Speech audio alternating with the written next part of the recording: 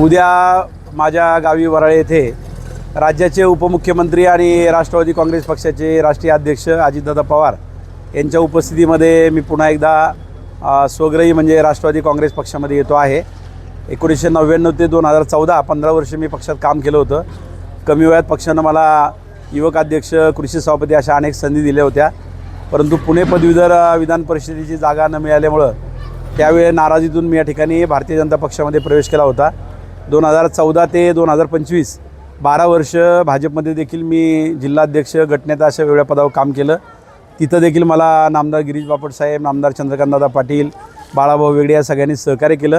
भारतीय जनता पक्ष सोडत असताना त्यांच्याबद्दल कुठलीही माझी तक्रार नाही, कुठलेही वैमनस्य नाही, कुणाबद्दलही द्वेष नाही।